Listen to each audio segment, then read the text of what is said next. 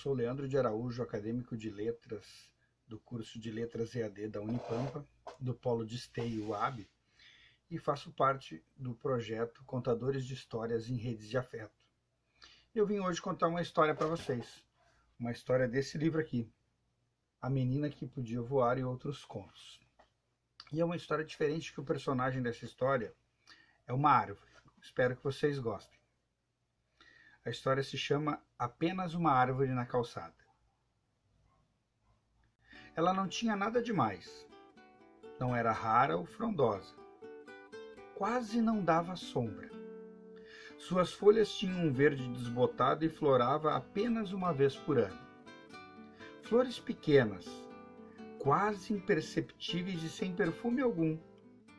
Mas estava ali, na calçada da grande metrópole, próximo ao meio-fio daquela avenida movimentada e em frente a uma grande livraria, de onde diariamente entravam e saíam centenas de pessoas que jamais olhavam para ela. A árvore estava em um quadrado de terra aberto na calçada, justamente para que ali se plantasse uma árvore. Alguém, em algum momento, mandado por outra pessoa, a trouxe e plantou ali.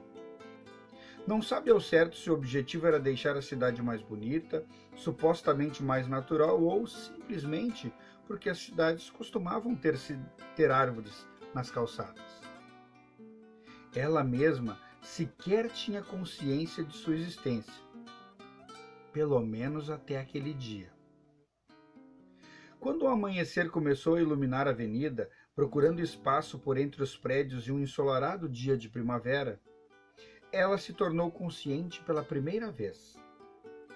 A primeira sensação que experimentou foi de susto, quando um ônibus passou a toda velocidade, agitando seus finos galhos e fazendo um barulho medonho. Como se tivesse despertado de um pesadelo, ela gritou. Porém, por mais que se esforçasse em gritar, parece que ninguém ouvia sua voz. Ficou por muito tempo gritando em todas as direções, mas as pessoas sequer faziam menção de que estavam ouvindo, ou se importavam. Era como se ela nem estivesse ali. Cansada de tanto pedir por socorro sem resposta, respirou fundo e decidiu que a ideia mais inteligente seria sair do lugar e tentar descobrir onde estava. Fez muita força na tentativa de escapar do quadrado de terra, mas raízes fortes e profundas a prendiam ao solo de tal maneira que nenhum esforço que fizesse era capaz de libertá-la. Desesperada, procurou acenar, pediu por favor, chorou. Ninguém notava que ela estava ali. Nada. Ela, a árvore, então sentiu-se sozinha, numa solidão tão profunda e dolorosa. Queria voltar a ser tudo como era antes, quando apenas existia. Sem consciência ou dúvida, tal e qual a placa com o nome da livraria, que só estava ali porque precisava estar, ou o asfalto da avenida. Tentou chorar, mas não conseguiu. Apenas caíram algumas poucas folhas amareladas, algumas no quadrado de terra, outras levadas pelo vento caíram na calçada. Seriam varridas, colocadas em sacos e jogadas na lixeira. Nem para adubar outra árvore serviriam. Queria saber de quem eram as mãos que abriram a terra e a plantaram ali.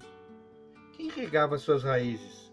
A quem sua sombra diminuta poderia abrigar em um dia de sol escaldante? Qual o sentido de uma existência que passa despercebida por todos? Por quê? Como seus gritos, suas perguntas parecem ter caído no vácuo. Pessoas passavam apressadas, sérias, olhando seus smartphones. Algumas em grupos sorriem e falam alto. Alguns casais de mãos dadas, crianças correndo. No outro lado, carros e ônibus disputam espaço, buzinam, correm. A tardinha ia chegando e o sol já espiava por entre as frestas dos prédios, no outro lado da avenida. Ela melancolicamente aguardava a noite chegar, na esperança de que, no outro dia, voltasse a ser apenas mais uma coisa compondo a paisagem urbana da cidade grande. como uma placa ou o asfalto, apenas existindo. Então, quando a tristeza e o vazio pareciam consumi-la e a dor era maior que a própria vontade de existir, um pequeno pássaro pousa de forma estabanada em um dos finos e tortos galhos que apontam para o céu. Pulou um pouco de um lado para o outro, espiou em todas as direções e, quando sentiu-se seguro, abrigou-se em meio às parcas folhas, de maneira que pudesse ficar oculto de olhares curiosos e predadores. Logo em seguida, 2 borboletas pequeninas pousaram em uma folha. Deram algumas voltas ao seu redor, como em uma dança, até se encontrarem e se enlaçarem em um ritual onde havia perpetuação e amor. Do quadrado de terra onde estava plantada, emergiu a larva de uma cigarra, que subiu para o seu tronco até uma altura confortável, de onde o inseto pôde libertar-se, esticar suas asas e voar, para poder em breve acordar o dia com sua cantiga. Caiu a noite, e ela em silêncio, cortado por suspiros que ninguém ouvia e lágrimas que ninguém notava, uma existência composta de pequenas flores sem perfume, algumas folhas de um verde desmaiado e um quadrado de terra aberto em uma calçada de metrópole. Na compreensão de sua existência, a esperança no entardecer do próximo dia, a consciência de que, mesmo na simplicidade de seu existir, há força suficiente para oferecer abrigo, amor e vida a quem quer que precisasse deles. Quando ela se dá conta disso, se as pessoas parassem para olhá-la pelo menos uma vez, certamente iriam perceber que, além da folha que cai e que é lágrima, agora também havia um sorriso.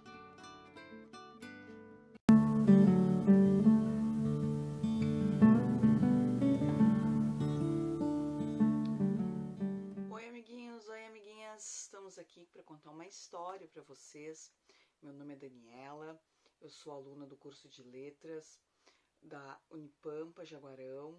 Nós estamos no projeto Contadores de Histórias em Redes de Afeto. E eu quero contar a historinha para vocês da Chapeuzinho Vermelho. A Chapeuzinho Vermelho é uma história bem conhecida, é um conto de fadas bem conhecido. E a nossa Chapeuzinho Vermelho, ela vai passar por um grande desafio, ok? Então, era uma vez uma menininha muito bonita, muito linda, muito querida, e ela era muito amiga da sua vovozinha. Elas eram inseparáveis. Um dia, a Chapeuzinho Vermelha foi chamada pela sua mamãe e a mamãe dela disse: minha filhinha, por favor, leve essas cestas de guloseimas, de doces, de bolos, de delícias para sua vovozinha. E a Chapeuzinho foi muito feliz e ela ia cantando: pela estrada fora eu vou tão sozinha, levar estes doces para a vovozinha. Só que no meio do caminho ela encontrou o lobo mau. Sim, o lobo mau. E eles tiveram uma conversa. E o lobo mau, ele viu que a Chapeuzinho Vermelho tinha aquelas cestas de doce e resolveu pegar as cestas de doce. Mas ele fez um plano. E ele disse para ela ir por um caminho, ir por um atalho, mesmo que a mãe dela tenha dito para Chapeuzinho: não fale com estranhos e nem vá por atalhos. Mas a Chapeuzinho achou o lobo tão querido, tão bonitinho, tão fofinho, e achou que ele não ia mentir para ela, mas as aparências enganam, não é mesmo? Então ela foi pelo atalho e o lobo mau foi correndo até a casa da vovozinha. Quando ele chegou lá, ele escondeu a vovozinha, se deitou na cama e ficou esperando a Chapeuzinho chegar bem deitado na cama, esperando a Chapeuzinho. Quando a Chapeuzinho chegou, ele fingiu uma voz assim: pode entrar, minha netinha, eu estou na cama. E a Chapeuzinho disse: tudo bem, vovó, estou entrando. E ela entrou e viu a sua vozinha deitada e disse: minha netinha, hoje eu estou me sentindo um pouco mal. E ela disse: é mesmo, vovozinha? E ela disse: sim. E ela disse, como você está? Eu estou um pouco doente. Então ela disse, mas vovozinha, que estranho, você tem umas orelhas tão grandes. E ela disse, é para te ouvir melhor, minha filhinha. Ela disse, mas vovozinha, você tem um nariz tão grande. Ela disse, é para te cheirar melhor, minha netinha. E daí ela disse, mas vovozinha, você tem uma boca tão grande. E o lobo mau disse, é pra te devorar, minha netinha. E a netinha gritou, a Chapeuzinho Vermelho gritou, ah, socorro, socorro. E o lobo mau foi para atacar Chapeuzinho Vermelho, mas bem na hora ia passando um caçador e pegou o lobo mau e disse, seu lobo malvado, você não vai conseguir devorar Chapeuzinho Vermelho. Não. E ele assim derrotou o lobo mau e eles viveram felizes para sempre. O Chapeuzinho com a sua vovó e o caçador, onde que ficou muito amigo dessa família, e eles fizeram um piquenique com aquela cesta de guloseimas enquanto o lobo foi preso e solto na selva novamente. Então era isso, pessoal. Muito obrigada. Espero que vocês tenham gostado.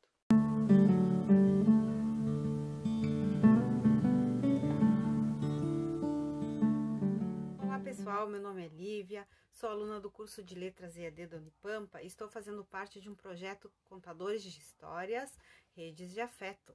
Eu vou cantar para vocês a música do Pato. O autor dessa música é Vinícius de Moraes. Lá vai, o Pato. O pato pateta pintou o caneco, surrou a galinha, bateu no marreco, pulou do puleiro no pé do cavalo, levou um coice, gritou um galo, comeu um pedaço de genipapo, ficou engasgado com dor no papo, caiu no poço, quebrou a tigela tantas vezes o moço que foi pra panela. Um forte abraço, fiquem com Deus.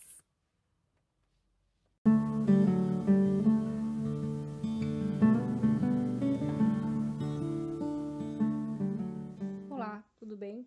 Meu nome é Luciana, eu sou aluna do 8º semestre do curso de Letras da Unipampa, o qual estamos fazendo parte de um projeto chamado Contadores de História, Redes de Afeto.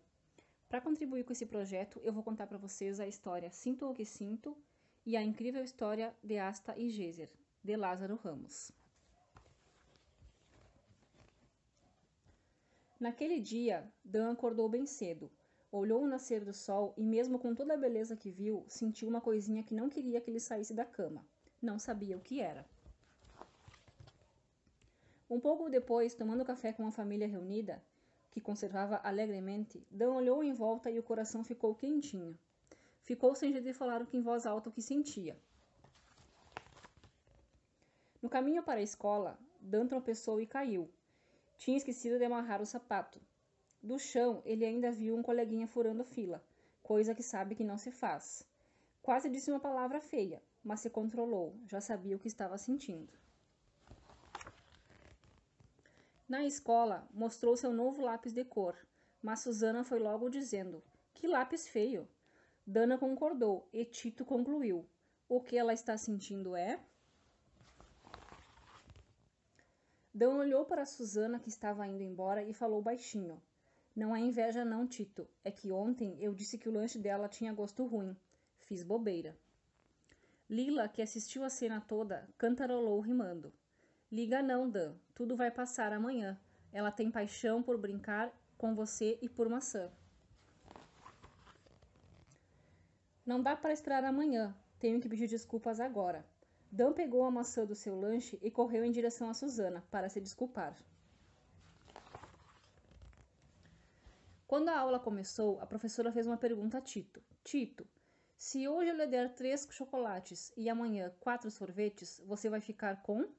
E o Tito respondeu, contente. Na volta para casa, um grafite no muro chamou a atenção do nosso herói.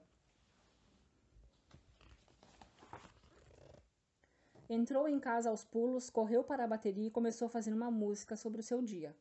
Tocou e cantou assim. Sinto muito, mas eu sinto o que sinto. O meu coração não sabe se esconder. Não consigo escolher o que sinto, mas me cabe decidir o que fazer.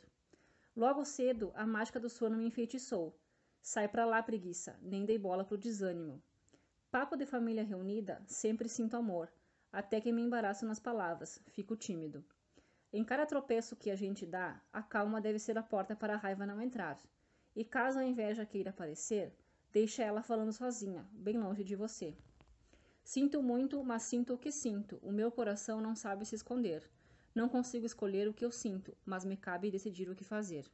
Quando fico triste, sem um bom remédio para curar, gargalhadas de um amigo nunca deixam de alegrar.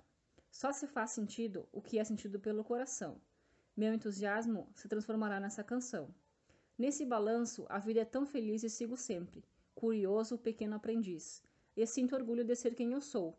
Carrego toda a minha história, seja para onde for. Com o barulho, Diana, a mãe do nosso baterista, se aproximou, pedindo que ele fizesse silêncio, pois já era tarde. Mãe, é que eu estou cantando sobre meus sentimentos. Bom assunto, mas comprido. Já está na hora de acalmar o coração e ir para a cama. Hoje, para embalar os seus sonhos, vô Afonso quer contar uma história que descobriu. Sabe o que eu estou sentindo, mãe? Dão ouviu atentamente a história que seu avô lhe contou. A história de Asta e Geyser. Nas margens do rio Omo, na Etiópia, vivia Jazer. Ele era um dos homens mais inteligentes do lugar, inclusive um dos mais habilidosos nas pinturas no corpo. Geyser, que em português significa destemido, ouvia todos dizerem que ele podia ser o que quisesse. Geyser sabia contar histórias, fazer contas e ainda cozinhar. As pessoas de lá queriam Geyser liderasse a comunidade, que nos últimos anos não estava indo bem. Plantações morriam, animais fugiam e todos brigavam sem saber como resolver os problemas.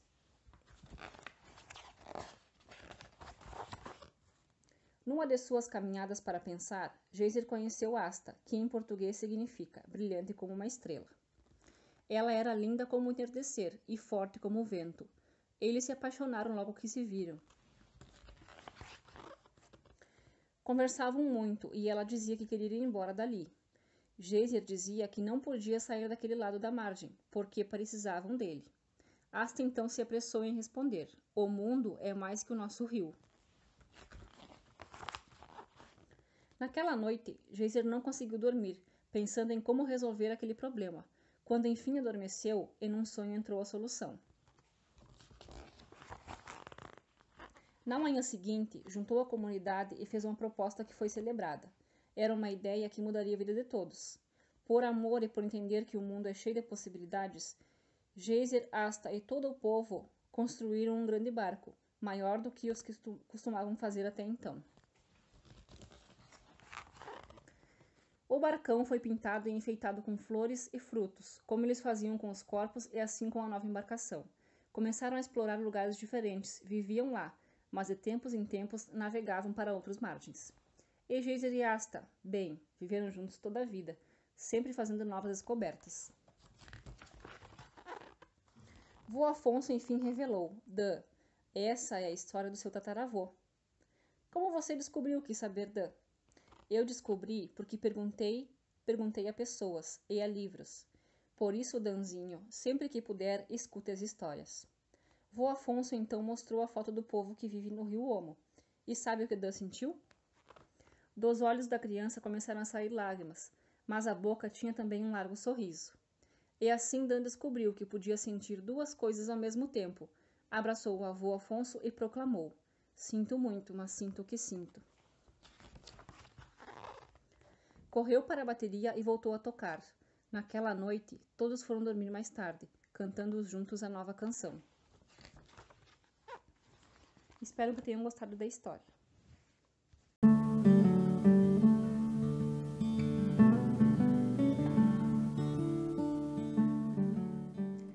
Meu nome é Magali Alves Machado, sou aluna do curso de Letras EAD e estou no 8º semestre e faço parte do projeto Contadores de Histórias em Rede de Afeto.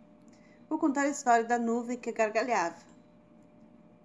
Era uma vez uma nuvem muito delicada que vivia passeando pelo céu azul, entre as outras nuvens branquinhas. De vez em quando ela ficava apreciando as paisagens lá embaixo. Ela notava o verde das árvores, o vermelho das flores, o marrom dos galhos. Quando o vermelho se esbarrava no azul, uma gotinha roxa surgia. Nessas brincadeiras, o amarelo e o azul acabaram se tocando e uma gotinha verde acabaram criando. E assim as gotinhas caíram, uma a uma, colorindo cada flor lá embaixo. A nuvem admirada não acreditava que de suas gargalhadas muita cor se formava.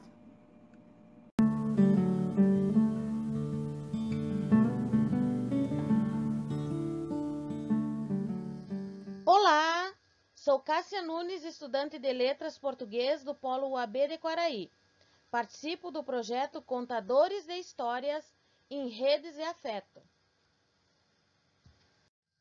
Nossa história de hoje é o pequeno livro da amizade. Olá a todos! Os amigos fazem coisas em conjunto. Brincam juntos. Olham uns pelos outros. Partilham as suas coisas preferidas. Os amigos são atenciosos e solidários. Ajudam-se uns aos outros. Os amigos estão sempre disponíveis para ti. E tu também estás sempre disponível para eles. Os amigos fazem tudo para poderem comunicar uns com os outros. Os bons amigos mantêm-se unidos, seja em que situação for. Queres ter amigos para toda a vida? Mas como has de encontrá-los? E mais importante ainda, como manter uma verdadeira amizade com eles? É fácil! Para fazer amigos e para que todos gostem de ti, lê este livro e nunca te esqueça de uma coisa: ser sempre sincero. Obrigada e até a próxima! Divirtam-se com seus amigos!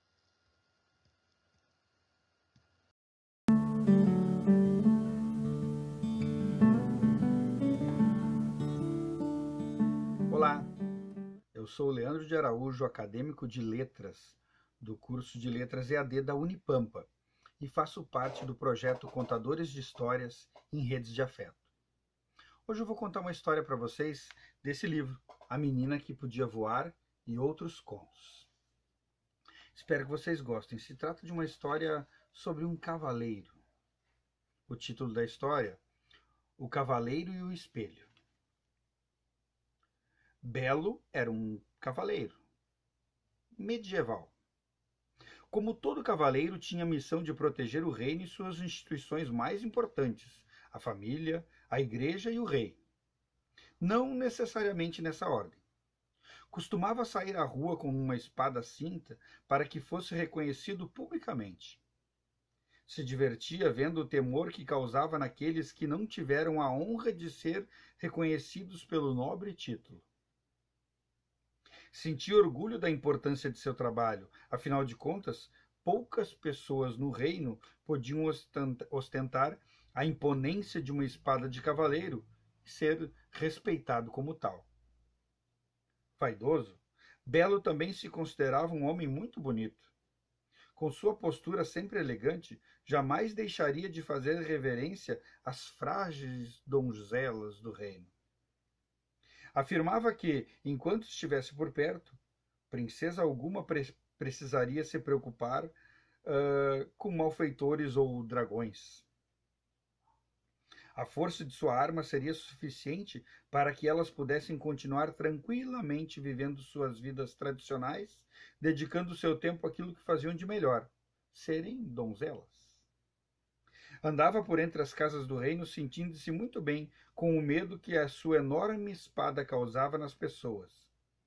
Não temam, frágeis donzelas. Num certo dia, Belo desperta de um sono pesado. fruto da ressaca de uma noite regada a bebidas e donzelas. Um prêmio justo e merecido por sua condição de cavaleiro. Ergue-se de sua cama e, diferente do que fazia todas as manhãs, ao invés de pegar sua espada e partir em busca de novas aventuras, procura um espelho para ver se em seu belo rosto havia sinais da animada noite que tivera. Então, algo terrível acontece. Ao se olhar no espelho, em vez dos dentes brancos e parelhos, pontiagudas presas amareladas. As madeixas loiras e abundantes deram lugar a pelos desgrenhados e sujos. A máscula barba bem aparada desapareceu, dando lugar a algo que parecia escamas. No lugar dos nórdicos olhos azuis, olhos vermelhos de ódio, um verdadeiro monstro. Belo tomou um grande susto quando viu seu reflexo, e em seguida riu, imaginando tratar-se de alguma brincadeira de seus amigos cavaleiros. Tentou arrancar a possível máscara e, quanto mais tentava esconder sua feiura, mais ela se revelava. Agora, por baixo das escamas de sua pele, começavam a surgir chifres, e seu nariz, antes voluptuoso, crescia e deformava assustadoramente. Aterrorizado, tomado de uma ira irracional, pegou sua espada e, sem qualquer dúvida, espatifou o espelho. O mesmo devia estar encantado, fruto da vingança de alguma dessas tantas velhas bruxas, as quais muitas vezes ele passou a vida inteira caçando e queimando em fogueiras. Desesperado e com medo de ser visto naquele estado pelas pessoas do reino, vestiu um elmo que escondia totalmente sua feiura, pegou sua temida espada e saiu pelas ruas do vilarejo à procura de um espelho que estivesse livre do encantamento, para poder se mirar lindo e sedutor, como sempre fora. Mas não encontra. Cada espelho encontrado pelo caminho reflete ainda mais características monstruosas. Olheiras fundas e negras, gosmas nojentas escorrendo por suas narinas, uma cauda pontiaguda sem pelos. A raiva só aumentava e mais espelhos iam sendo quebrados. Sua espada nunca tinha trabalhado tanto. Seguia sua cruzada destroçando todo e qualquer objeto que pudesse refletir sua imagem. Já não se limitava a pôr fim em seu próprio reflexo medonho, como prometia aos berros, queimar todas as bruxas que ainda estavam vivas. Cumpriu sua promessa sangrenta. Primeiramente, caçou as bruxas que declaravam publicamente sua condição encantada. Em seguida, aquelas que negavam, mas que aparentavam muito pertencer a alguma ordem mágica. Por fim, tratou de queimar todas aquelas que pareciam bruxas. Ou não. Mas que, pelo menos, protestavam pedindo o fim do bruxicídio. Mereciam o fogo também. Como não havia mais espelhos ou bruxas no reino, Belo, o cavaleiro, sentou calmamente sua ira abrandar. Ora, obviamente sua imagem voltaria à beleza que sempre tivera. Então, depois de acabar com a última bruxa e o último espelho do reino, seguiu a trilha que levava de volta à aldeia. No meio do caminho, sentiu sede e resolveu beber água em um riacho. Chegando à margem de um pequeno rio, tirou seu elmo, soltou a espada das cintas e se abaixou para alcançar a água em um remanso. Foi então que estendeu as mãos em concha e olhou para a água. O terror tomou conta de seu coração. Na água do riacho, entrecortada por pequenos peixes que nadavam de um lado para outro, um reflexo assustador mostrava que o monstro continuava lá. E nada que o cavaleiro fizesse mudava isso. Por mais que batesse com sua espada na água, assim que ela acalmava, voltava a revelar a criatura monstruosa.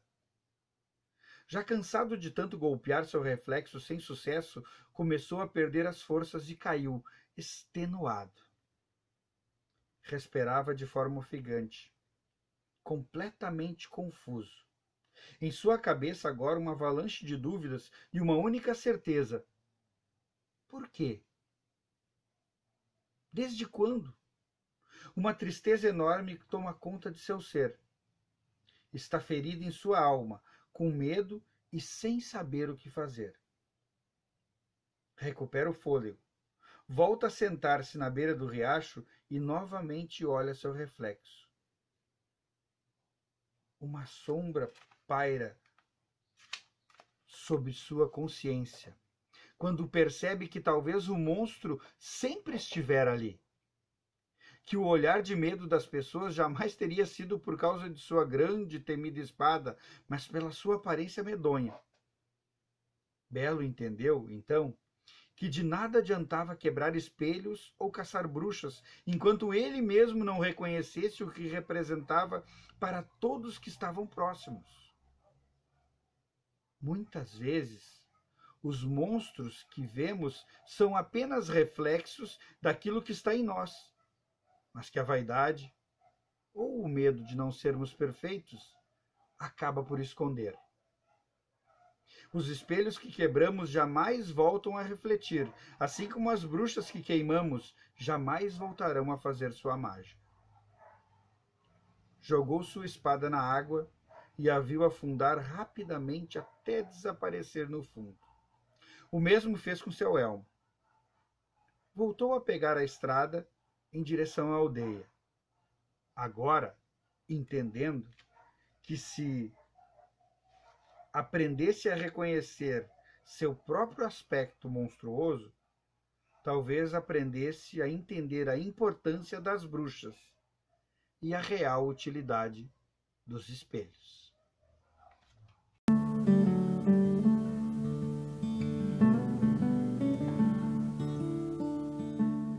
Olá, meu nome é Mari, sou aluna do 8º semestre do curso de Letras EAD da Unipampa, no qual estou fazendo parte de um projeto Contadores de História em Rede de Afeto.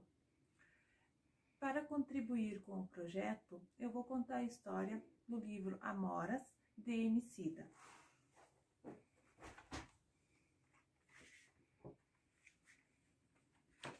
Dedicada a Estela, a primeira pessoa que vi salvar o mundo.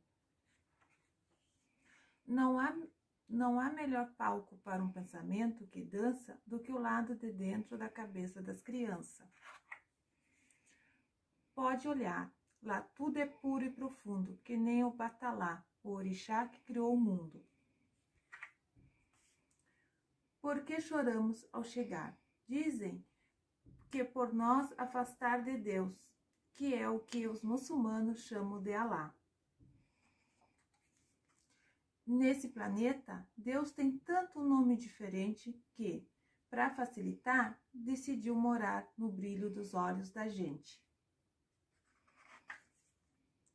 E os pensamentos dos pequenos como surgem, com olhos de jabuticaba e cabelos de nuvem. Vão espalhando toda a beleza por aí. Me esforço para ensinar, mas foi com eles que aprendi. Em um passeio com a pequena no pomar, explico que as pretinhas são o melhor que há. As pretinhas são o melhor que há. Amoras penduradas a brilhar, quanto mais escura, mais doce, pode acreditar. Então, a alegria acende os olhos da menina. Que conclusão incrível alcançou a pequenina. Forte como um lutador no ringue e gentil como Martin Luther King. Ela apanha amoras dos galhos e do chão. Ao vê-la, zumbindo os palmares, diria: nada foi em vão. Nada foi em vão. Fez as palavras soarem como canto ao brincar com as frutinhas, com sabor de acalanto. Me olhou nos olhos muito bem e disse: Papai, que bom, porque eu sou pretinha também. Porque eu sou pretinha também.